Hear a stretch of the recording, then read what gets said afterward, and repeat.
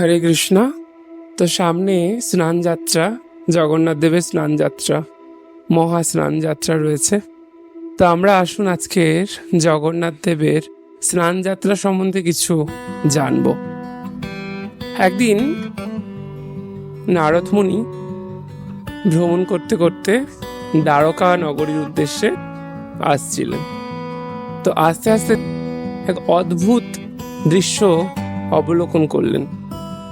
দ্বারকা নগরী যেমনকে তেমনই রয়েছেন, কিন্তু ভগবানকে দর্শন করে তিনি অনেকটা অভিভূত হয়ে গেলেন। ভগবান কেমন বদলে গেছে, ভগবানের স্বরূপ কেমন বদলে গেছে, এরকম মনে হচ্ছে। তো চলুন আজকের এই রহস্যটা আমরা আজকে উদ্ঘাটন করব। একদিন ভগবান শ্রীকৃষ্ণ এবং বলরামজি দুজনে রাজ কার্যের জন্য সুধর্বর মহলে সেখানে গেলেন। সেখানে গিয়ে তিনি রাজকার্যর সমস্ত কিছু দেখাশোনা করতে গেছিলেন। আর এদিকে রানীদের মহল পুরো ফাঁকা ছিল। রানীরা ঠিক করলেন যে রোহিণী মাতার কাছ থেকে আজকের ভগবানের বৃন্দাবন লীলা শ্রবণ করবেন।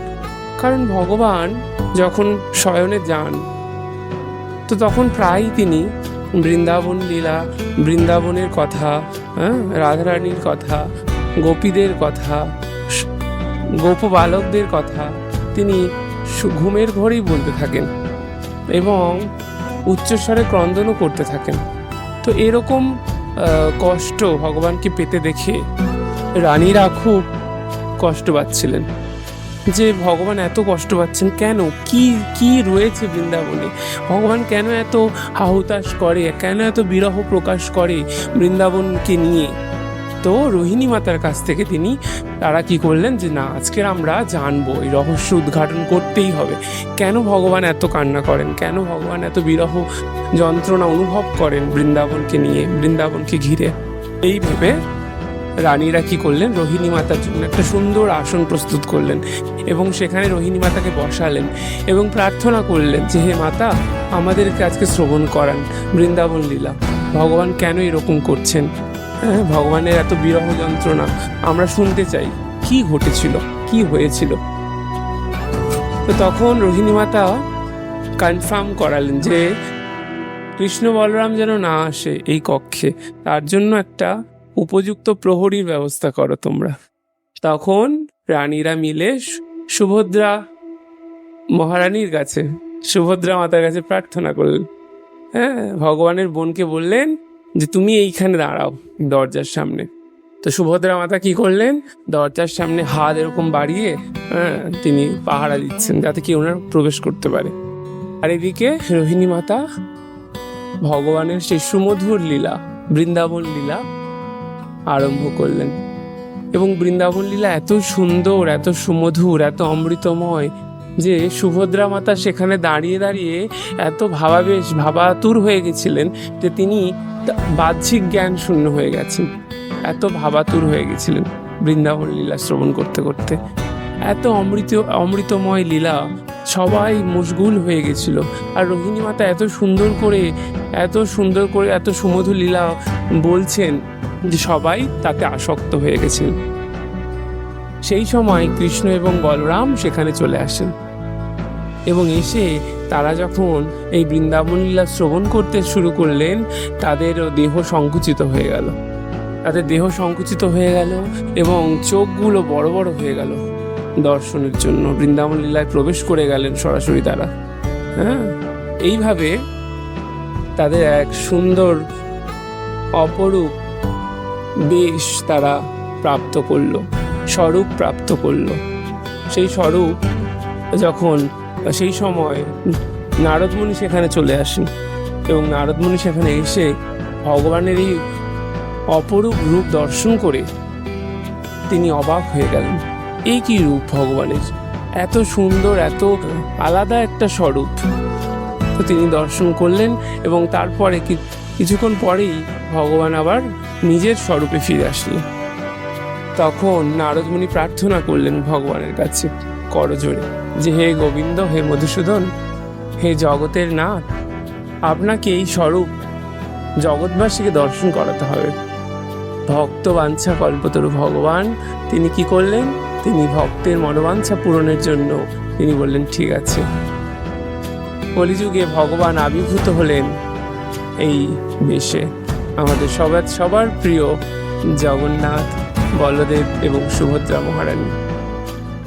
ইন্দ্রদুম্ন রাজারকে তিনি স্বপ্নাদেশ দিলেন এবং তিনি বললেন যে আমি প্রকট হতে চাই, এবং তিনি দর্শন দিলেন সেই বেশ, সেই স্বরূপের, জগন্নাথ বলদেব সুভদ্রা মহারানীর স্বরূপে তিনি দর্শন দিলেন রাজা ইন্দ্রদুম্নকে।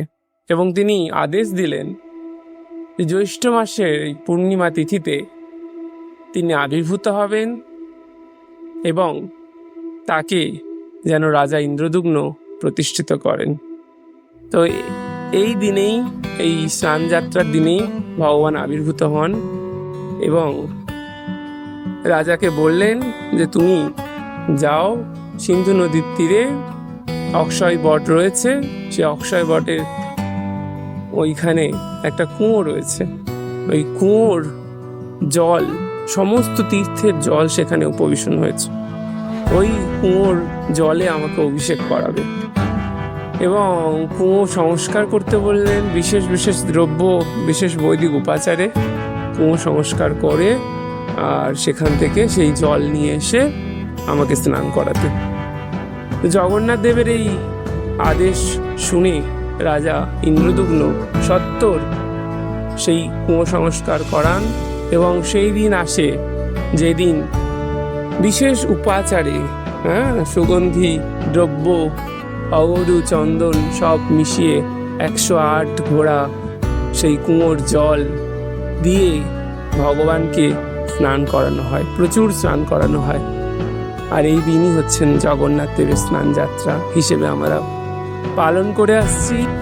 বিশেষ উপাচারে ভগবানকে স্নান করানো হয় এবং ভগবানকে উচ্চ আসনে প্রতিষ্ঠিত করা হয় এবং সেখানে ভগবানের অভিষেক হয়, জল অভিষেক হয়।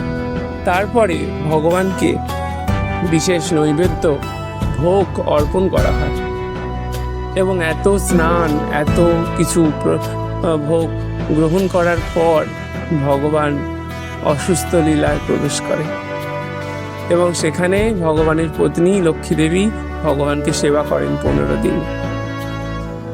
এই 15 দিন যখন সেবিত হয় ভগবান, তখন ভগবানকে কারা যে পাচন সেটা ভগবানকে পান করানো হয় এবং ওষুধ দেওয়া হয় ভগবানকে, যাতে এই জ্বর, যে অসুস্থ লীলা জ্বর হয় ভগবানের, সেই জ্বর অসুস্থ লীলা থেকে ভগবান বেরিয়ে আসেন 15 দিন পর। এবং স্বাভাবিকভাবে ভগবানের তখন নগর ভ্রমণ করার ইচ্ছে জাগ্রত হয় এবং নগর ভ্রমণ করতে যখন ভগবান বেরোয় সেটাকেই আমরা রথযাত্রা বলে আমরা চিহ্নিত করি। ভগবান সবাইকে দর্শন দেন, তিনি জগন্নাথ, জগতের নাথ, তিনি জগতের সবার জন্য ভগবান দর্শন প্রদান করে এবং আমরা জানি, আমরা দর্শন করি সে ভগবানের স্বরূপ, স্বয়ং ভগবানকে আমরা দর্শন করি। অ্যাকচুয়ালি কলিযুগে ভগবানের মন্দিরে যাওয়ার জন্য সময় নেই এখনকার মানুষদের, সেই জন্য ভগবান এত কৃপাময়, জগন্নাথ এত কৃপাময়, ভগবান বলছেন ঠিক আছে, তোমার তো আসার সময় নেই আমাকে দর্শনের জন্য, আমি তোমাকে দর্শনের অভিলাষী, আমি দর্শনের জন্য যাব। সেই জন্য জগন্নাথ কি করেন? জগন্নাথ নগর ভ্রমণে বেরোয়, সমস্ত অগণিত ভক্তদেরকে দর্শনের জন্য ভগবান বেরোয়। ভগবান কত কৃপাময়। আমাদের ইস্কনে প্রভুপাতের কৃপায়, কৃষ্ণ কৃপা শ্রীমূর্তি অভয় চরণার বৃন্দ ভক্তি বেদান্ত স্বামী প্রভুপাতের কৃপায় আমরা জগন্নাথ দেবের দর্শন লাভ করতে পারি। প্রভুপাতের কৃপাতে ইস্কনের প্রচুর মন্দিরে জগন্নাথ দেবের স্নান যাত্রা হয় এবং সেখানে জগন্নাথ দেবের অভিষেকের সুযোগও প্রাপ্ত করা যায়। তো এই জগন্নাথ দেবের স্নান যাত্রায় সবাই আপনার আশেপাশের মন্দিরে, ইস্কন মন্দিরে যান, ভগবানের সেবা করুন, ভগবানের জন্য বিশেষ ভোগ প্রস্তুত করুন, ভগবানের সেবা দিন, বেশি বেশি করে ভক্ত সঙ্গ করুন, ভগবান জগন্নাথ দেবের কাছে প্রার্থনা করুন যাতে আপনার অহৈতুকী কৃপা লাভ হতে পারে জগন্নাথ দেবের চরণের প্রতি। এই প্রার্থনাই আমাদের করা উচিত। হরে কৃষ্ণ। রাধা কৃষ্ণ পাঠ পদ্ধতিতে এইটি আমাদের প্রার্থনা করতে হবে, যেই মনুষ্য জীবন আপনার কাছে এসেছি আমাদেরকে এইবার করুণা। নরোত্তম দাসও কহে না ঠেলিও রাঙা পায়ে, তুমি বিনা কে আছে আমার। এই জিনিসটাতে আসতে হবে যে আমাকে জগতের আর কোনো বস্তু রক্ষা করতে পারবে না, আপনিই পারবেন। যেমন এখানে অর্জুন বলছে যে আমার যে সংশয় হয়েছে কৃষ্ণ তুমি ছাড়া কেউ এটা বোঝাতে পারবে না। সেই রকম আমাদের যখন বুদ্ধিটা ঠিক এইরকম ভাবে প্রতিষ্ঠিত হবে, হা হা প্রভু নন্দসুত বৃষভানুসুতাযুত করুণা করো এইবার, নরোত্তম দাস কহে না ঠেলিও রাঙা পায়, তুমি বিনা কে আছো। এইটা যেন সর্বপ্রকারে ভগবানের শরণাগত হতে পারি যদি আমরা, যে আপনি ছাড়া আমাকে কেউ আর রক্ষা করতে পারবে না, তখন আমাদের কার্যসিদ্ধি।